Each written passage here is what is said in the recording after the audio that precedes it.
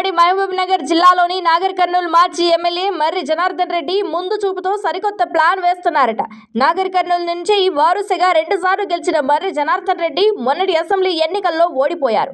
ఓడిన తర్వాత ఏడాది పాటు కాస్త టైం తీసుకున్న మర్రి కొంతకాలంగా జిల్లాలో ఫుల్ యాక్టివిటీ పెంచారు. వచ్చే ఎన్నికల్లో ఖచ్చితంగా గెలిచి అసెంబ్లీలో అడుగు పెట్టాలని ప్రణాళికలు రచిస్తున్నారట.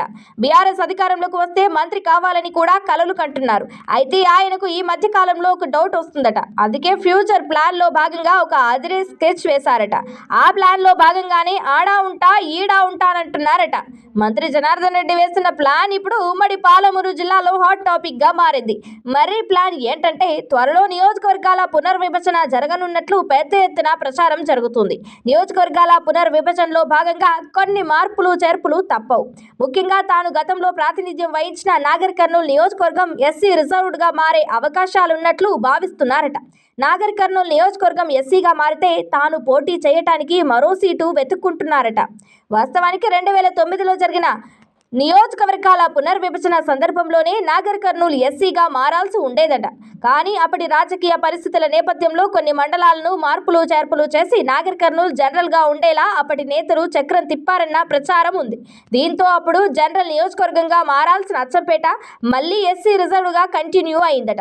ఇక ఇప్పుడు నియోజకవర్గాల పునర్విభజన జరిగితే నాగర్ కర్నూల్ ఎస్సీగా మారి అచ్చంపేట జనరల్ సీట్ అయ్యే అవకాశాలున్నట్లు చర్చ జరుగుతోంది.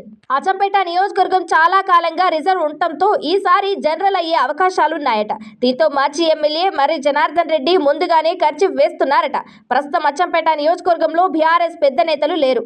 మాజీ ఎమ్మెల్యే గువ్వల బాలరాజు పార్టీ ఓడిపోగానే బీజేపీలోకి వెళ్లిపోయారు. దీంతో ఇప్పుడక్కడ ఆ నేతలు లేకపోవడంతో ఆ నియోజకవర్గాన్ని కోఆర్డినేట్ చేసుకునే బాధ్యతను మాజీ ఎమ్మెల్యే మర్రి జనార్దన్ రెడ్డి తన భుజాల మీద వేసుకున్నారు.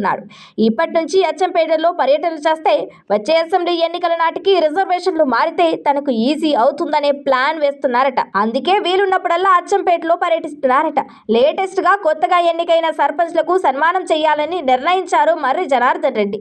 ఈ నెల 28న అచ్చంపేట, నాగర్ కర్నూల్ 2 నియోజకవర్గాల నుంచి సర్పంచ్లుగా గెలిచిన బీఆర్ఎస్ మద్దతుదారులకు పార్టీ వర్కింగ్ ప్రెసిడెంట్ కేటీఆర్ తో సన్మాన కార్యక్రమం ఏర్పాటు చేశారు. మొత్తానికి ముందు చూపుతో మర్రి 2 నియోజకవర్గాలపై ఫోకస్ చేయడం పొలిటికల్ హాట్ టాపిక్ అవుతుంది. రిజర్వేషన్ మారితే అచ్చంపేటకు వెళ్లాలా లేకపోతే నాగర్ కర్నూల్ నుంచే బరిలో ఉండేలా ప్లాన్ చేస్తున్నారట. మర్రి ప్లాన్ ఏ మేరకు వర్కౌట్ అవుతుందో చూడాలి.